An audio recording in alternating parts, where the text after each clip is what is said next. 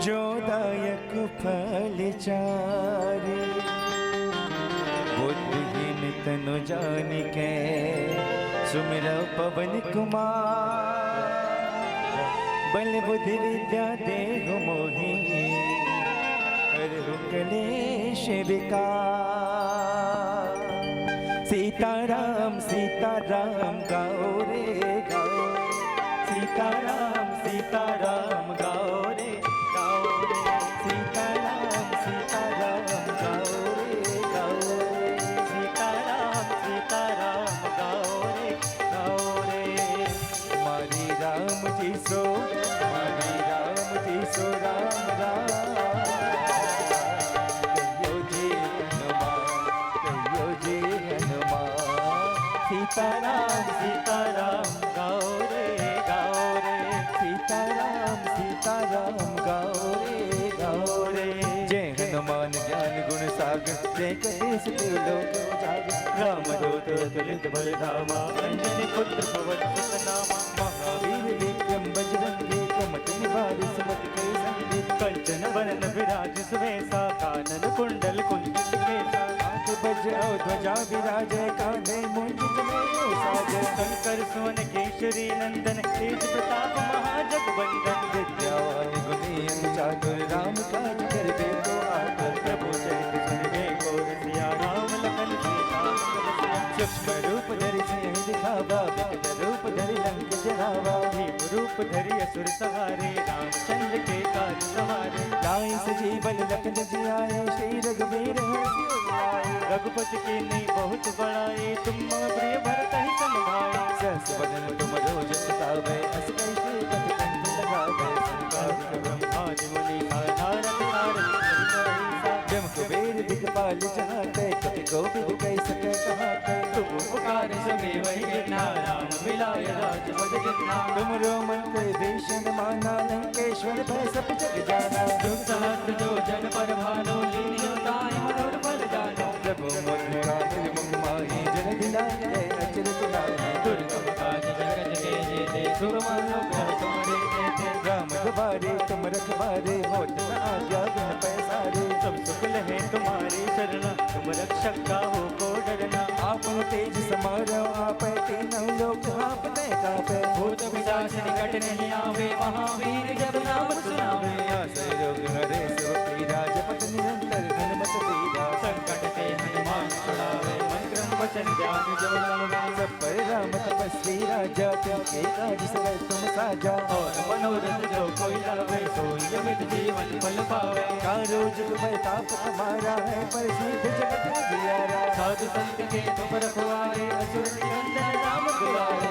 अष्ट सिद्धि नवनिधि के दाता, असबर दीन जानकी माता। राम रसायन तुम्हारे पासा, सदा रहो रघुपति के दाता। तुम्हारे भजन राम जी को पावे, जन्म जन्म के दुख बिसरावे। अंत काल रघुवर पुर जाई, जहाँ जन्म हरि भक्त गाई। और देवता चिंतन धरे, हनुमत सही सर्व सुख करे। संकट कटे मिटे सब पीरा, जो सुमरे हनुमत बलवीरा। जय जय जय हनुमान गोसाई, कृपा करो गुरुदेव की नाई। जो सतबार पाठ करे कोई, छोट ही बंदी महासुख होई। जो यह पढ़े हनुमान चालीसा, होई सिद्धि साखी गौरीसा। तुलसीदास सदा हरि चेरा, कीजय नाथ हृदय मडेरा। तुलसीदास सदा हरि चेरा, कीजय नाथ हृदय मडेरा। तुलसीदास सदा हरि चेरा, कीजय नाथ हृदय मडेरा। पवन तनय संकट हरण, मंगल मूर्ति रूप। राम लखन सीता सहित, हृदय बसो सुरभूप। सियावर रामचंद्र की जय, पवन सुत हनुमान की जय। बोलिए सब संतन की जय, बोलिए सब भक्तन की जय। ओम भद्रं कर्णेभिः शृणुयाम देवा, भद्रं पश्येमाक्षभिर्यजत्राः। हिरैरङ्गै तुण्डुवागुस्तनो भृव्यसेमहि देवहिता। जदायुः शतमिन्नुदरदो, अन्ते देवादरानचक्राजरसन्तनूनां। उदरासो चतुरपितरो भवन्ति मानो, मर्यारीरिकतायुर्गण्डोः। आदितृतीयोरादितिरन्तरिक्षमरितिर्माता। सपिता सपुत्रः पृथ्वे देवा अदितिः। पञ्चजना अदितिर्जातमदितिर्जनित यो शान्तिरन्तरिक्षगो शान्तिः पृथिवी शान्तिरापः शान्तिरोगदयः शान्तिः वनस्पतयः शान्तिर्पृथिवी देवा शान्ति ब्रह्म शान्तिः सर्वगुण शान्तिः शान्तिरेव शान्तिः धाम शान्तिरेधि यतो यतः समीहते ततो न अभयं गुरु सन्नः पूर्वराजाभ्यो भयं नः पशुभ्यः विरपानि देव सविदुरितानि परशुभ जदवदनन्दन्न आशुभ ॐ नमः शम्भवाय जमयो भवाय च नमः शङ्कराय च मयस्कराय च नमः शिवाय च शिवतराय च भगवते साम्बदया शिवाय नमः विष्णुस्वरूपाय व्यासाय नमः सर्वोपचारार्थे गन्ध अक्षतवद्बाणे समर्पयामि अद आरार्दिक्या ओम हिरकं हवेः प्रजननं मे यतो दतवीरक सर्वगणकं सत्तये आत्मजनि प्रजासनि पशुसनि लोकसन्न भयसनि अग्नेः प्रजां बहुलां मे करोतु वन्नं गयोरेतो अधमासुरत्त। पूज्य महाराज श्री के चरण कमलों को सादर प्रणाम। व्यासपीठ को सादर नमन करते हुए आइए भगवत भक्तों से आग्रह करते हैं, सभी शिव भक्तों से आग्रह करते हैं, हमारी सलीला माताओं से, श्रोताओं से, सभी अपने अपने स्थान पर खड़े हो जाएं और आइए हम सभी आरती में शरीक हों, आरती में सम्मिलित हों। निवेदन आप सभी अपने अपने स्थान पर खड़े होकर के भगवान शिव जी की आरती में आप सभी सादर आमंत्रित हैं।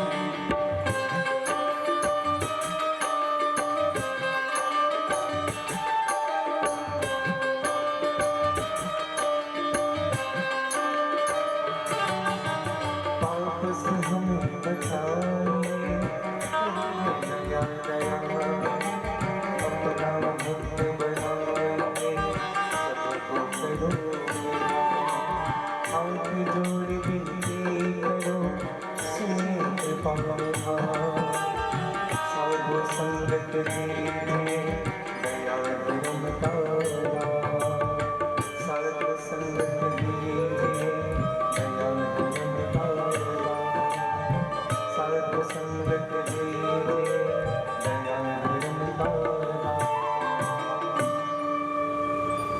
जय जय श्री गिरिजारमण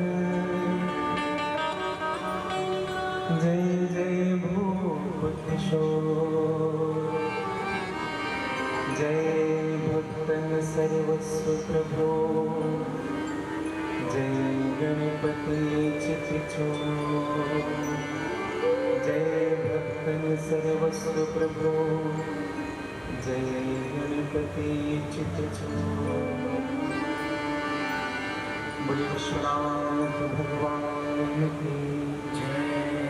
श्री राघवेंद्र सरकार की जय। श्री बालकृष्ण लाल की जय। श्री हनुमान जी महाराज की जय। जगत गुरु करपात्री जी महाराज की जय। श्री राधे कुंज आश्रम की जय। श्री रोहिणी गोधाम की जय। सद्गुरुदेव भगवान की जय। अपने अपने माता पिता की जय। शिव पुराण महामहोत्सव की जय। सब संतों की जय। सब भक्तों की जय। जय जय श्री सीताराम जय जय श्री राधेश्याम नमः पार्वती पतये हर हर महादेव।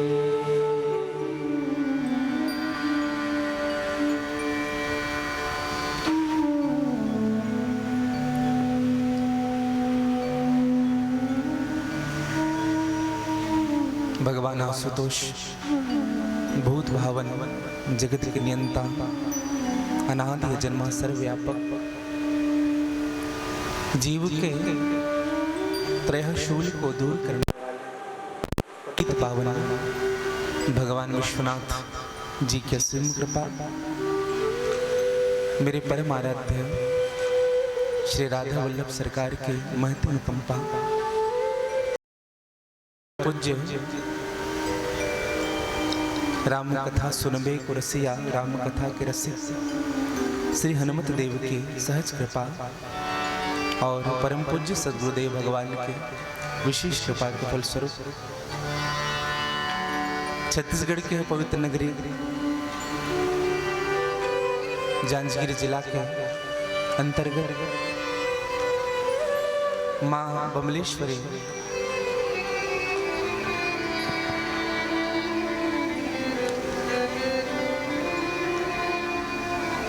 इस पेट्रोल पंप के पास आदरणीय श्री रिकेश अग्रवाल जी आपकी पूजनीय माता जी श्रीमती जानकी भाई अग्रवाल आपने अपने पूर्वजों को श्रद्धांजलि अर्पित करने के निमित्त यह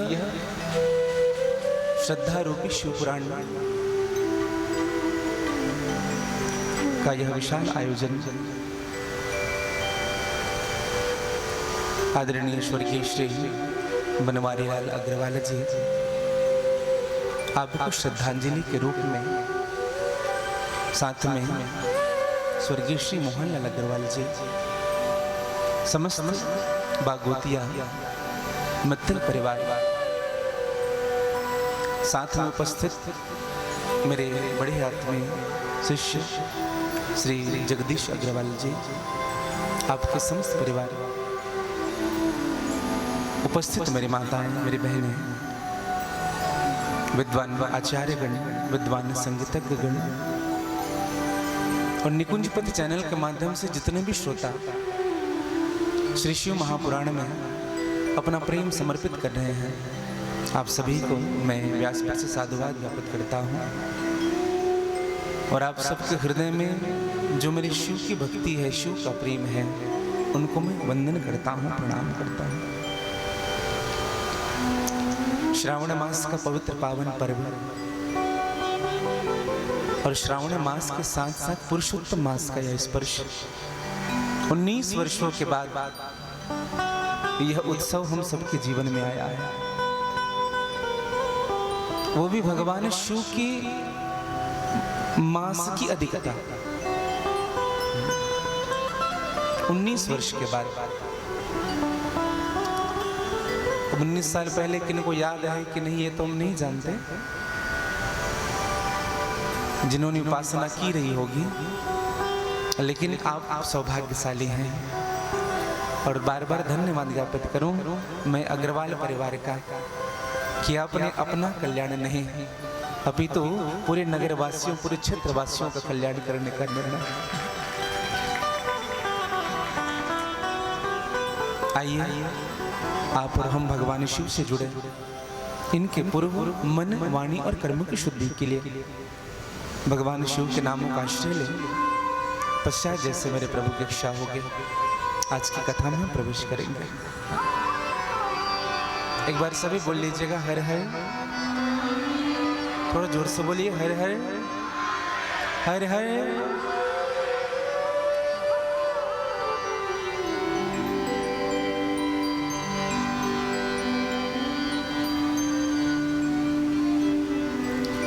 छल छोड़ के जो भजता है उन्हें, मेरे शिव जी उन्हीं की चाह करता है। दिखलाता उसे छवि की किरणें, दिन रात जो दर्द सहा करता है। महादेव हमारे स्नेही सखा, कुछ मीठी सी बात कहा करता है। जिन आँखों में नीर बहा करता है, उन आँखों में शिव जी रहा करता है। इसलिए बड़े भाव से तेरी शरण में आके मैं धन्य हो गया। शिव की शरण में आके मैं धन्य हो गया। गाइएगा बड़े भाव से।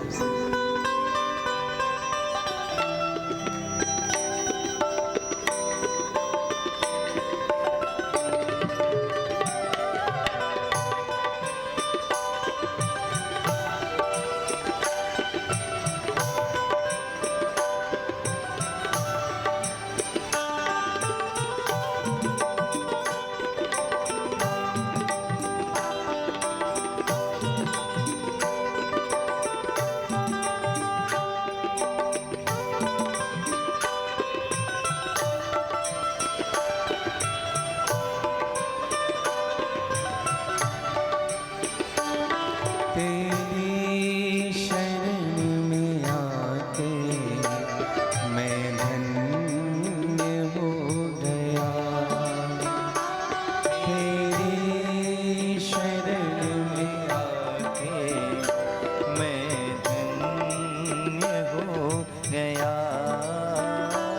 शिव जी की शरण में आके मैं धन्य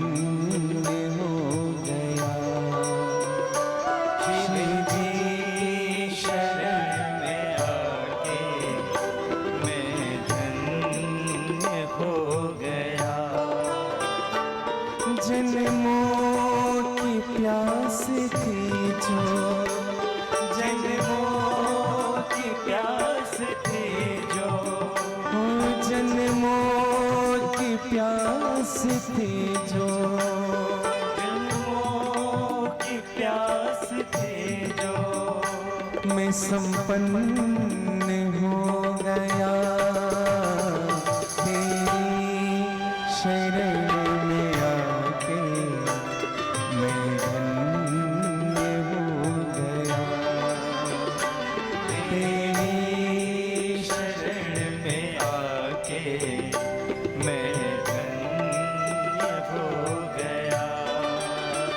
ओ शिव की शरण में आके मैं धन्य हो गया।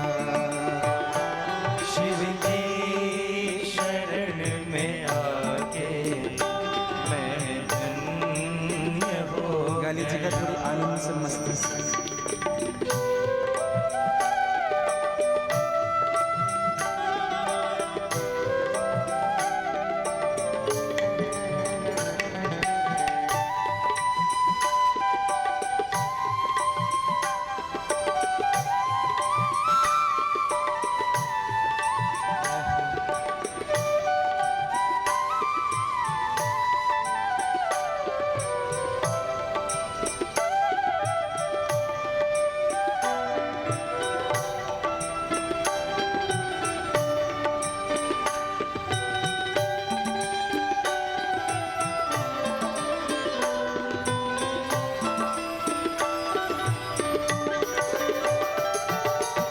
कितने मिले अमीर यहाँ, कितने गरीब। कितने मिले अमीर यहाँ, कितने गरीब। हो कितने मिले अमीर यहाँ, कितने गरीब। हो कितने मिले अमीर यहाँ, कितने गरीब। हो कितने मिले अमीर यहाँ, कितने गरीब। हो कितने मिले अमीर यहाँ, कितने गरीब। जब आप मिल गए तो प्रभु आप मिल गए तो शिव आप मिल गए तो शिव आप मिल गए तो मैं धन्यवाद हो गया। शिव आप मिल गए तो धन्यवाद हो गया। शिव आप मिल गए तो धन्यवाद हो गया। शिव आप मिल गए तो धन्यवाद हो गया। तेरी शरण में आके मैं धन्य हो गया। तेरी शरण में आके गा लीजिएगा। मैं धन्य हो गया। थोड़ी आनंद के साथ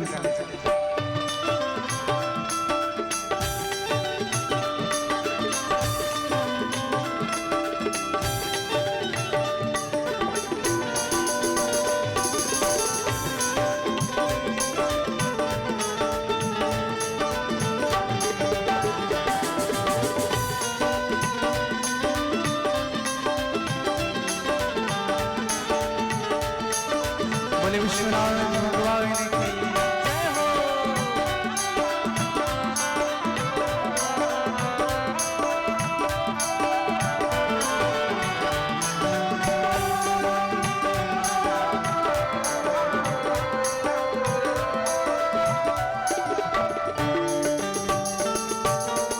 करना कभी न दूर मुझे चरणों से आप।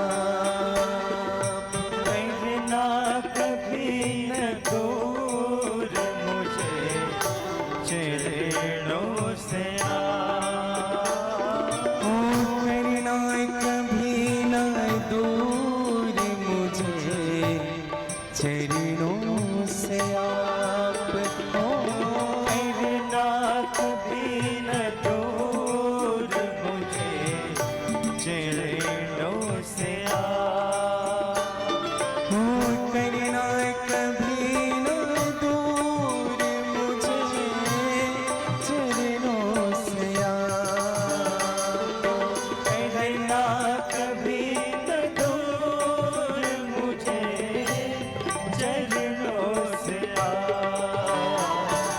चरणों के ही सहारे, चरणों के ही सहारे, ओ चरणों के ही सहारे, चरणों के ही सहारे भव पार हो गया। चरणों के ही सहारे भव पार हो गया। चरणों के ही सहारे भव पार हो गया। चरणों के ही सहारे भव पार। क्या लीजिएगा थोड़ी आनंद और भाव के साथ जय हो।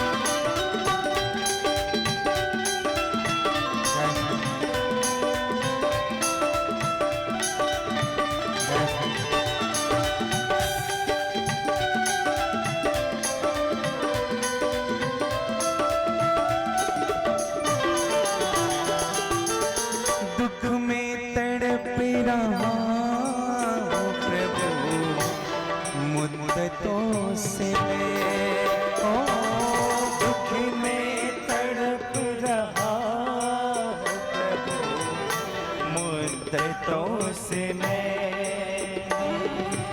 देखो सत्संग का मतलब सुनना नहीं होता, करना होता है।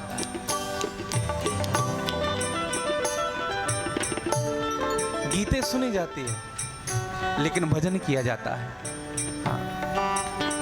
इसलिए मेरे साथ गा लीजिएगा। आपके कानों तक मेरी आवाज जा रही है? किनके कानों तक जा रही, जरा हाथ ऊपर करें तो गा लीजिए ना साथ में बड़े भाव के साथ।